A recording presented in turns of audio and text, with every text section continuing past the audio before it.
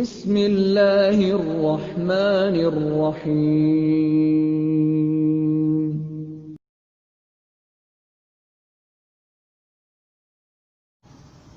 Di pertemuan lalu kita sudah membahas tentang haid, dan di pertemuan saat ini kita akan membahas tentang khitan, dan kedua-duanya adalah tanda di mana seseorang sudah masuk usia baligh.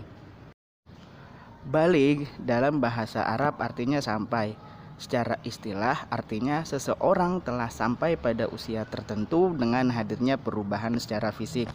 Misal, seorang wanita telah mengalami menstruasi atau haid, umumnya pada usia 9 tahun, dan keluarnya sperma pada anak laki-laki, umumnya terjadi pada usia 15 tahun. Kata baligh sering diikuti dengan kata akil, yang dalam bahasa Arab artinya akal. Akil secara istilah artinya seseorang telah sadar kewajibannya di dalam beribadah kepada Allah. Misal, seseorang tidak berani meninggalkan sholat, puasa, dan semakin menghormati orang tuanya karena takut dosa dan menginginkan pahala. Proses baligh harus diiringi dengan akil, tidak hanya badan yang bertambah besar dan tinggi, tetapi juga harus dibarengi dengan kesadaran beribadah. Ketika seseorang perempuan telah datang periode haid, maka dia semakin sadar untuk tidak meninggalkan sholat dan senantiasa menutup aurat. Demikian juga dengan laki-laki. Jika masa balighnya sudah tiba dengan ditandai adanya ihtilam atau mimpi basah yang tadi disebutkan dengan keluarnya sperma, maka haram baginya meninggalkan sholat, mengumbar aurat, dan meninggalkan puasa Ramadan tanpa alasan yang jelas.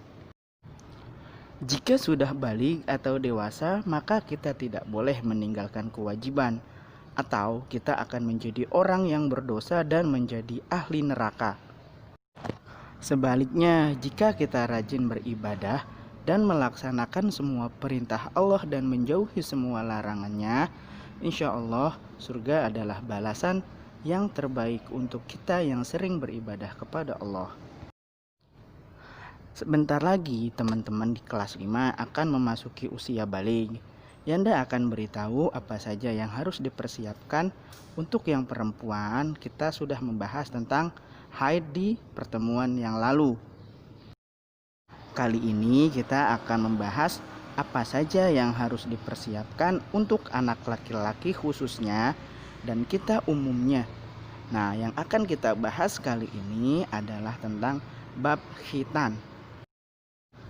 Khitan, sejarahnya diawali dari kisah Nabi Ibrahim yang diperintahkan oleh Allah untuk berkhitan pada usia 80 tahun, yang kemudian menjadi sebuah syariat atau aturan bagi umatnya, lalu dilanjutkan oleh Nabi Muhammad dan menjadi syariat atau aturan bagi kita selaku umatnya Nabi Muhammad SAW.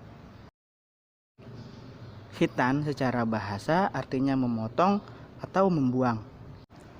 Sedangkan secara istilah syara artinya membuang atau memotong kuluf atau kepala kemaluan yang disebut hasyafah pada anak laki-laki. Hukum khitan. An Abi Ayyub qala Rasulullah sallallahu alaihi wasallam arba'un sunanil mursalin al-khitan wat ta'atturu was siwaku wan nikahu. Dari Abu Ayyub berkata, Rasulullah sallallahu alaihi wasallam bersabda, ada 4 perkara yang termasuk sunnahnya para rasul, yaitu berkhitan, memakai wangi-wangian, bersiwak, dan menikah. Khitan wajib dilaksanakan ketika seseorang anak memasuki masa akil balik, yaitu 7-10 tahun.